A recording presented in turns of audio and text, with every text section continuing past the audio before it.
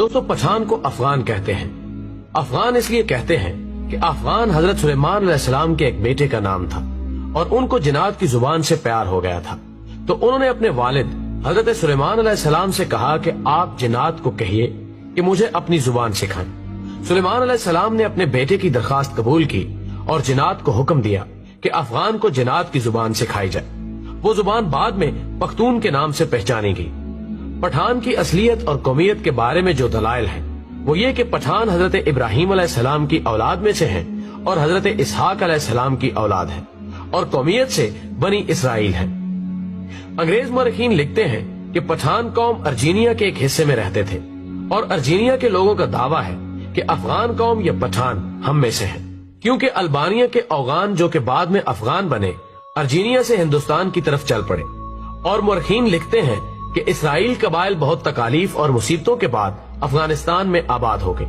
جب حضور اکرم صلی اللہ علیہ وآلہ وسلم نے اسلام کی تبلیغ شروع کی اور لوگ جوک در جوک اسلام میں داخل ہونے لگے، تو اس وقت پٹھان قوم کا سردار جس کا نام قیس عبد الرشید تھا اپنے پورے خاندان کے ساتھ محمد صلی اللہ علیہ وآلہ وسلم کے حضور میں حاضر ہوا اور محمد صلی اللہ علیہ وآلہ وسلم کے ہاتھ پر بیعت کر کے مسلمان ہو گیا۔ اس لیے دنیا بھر میں جہاں بھی پختون ہوں گے وہ مسلمان ہوں گے۔ دنیا میں پختون ہی واحد قوم ہے جس میں اسلام کے بغیر کوئی مذہب نہیں۔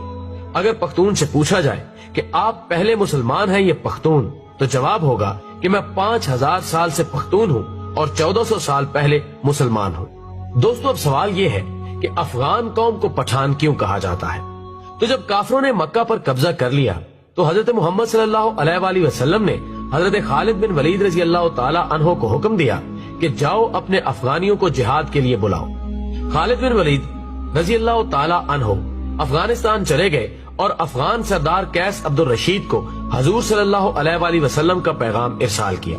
قیس عبد الرشید کی قیادت میں لشکر مکہ مکرمہ کی طرف روانہ ہوا۔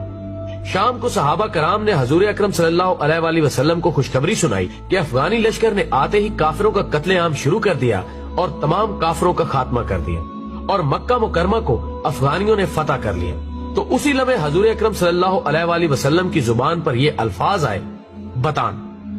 خواتین و حضرات، بتان لفظ عربی زبان کا لفظ ہے، یعنی سخت ترین لکڑی جو سمندری جہازوں میں لگائی جاتی ہے، جسے سمندری پانی بھی کمزور نہیں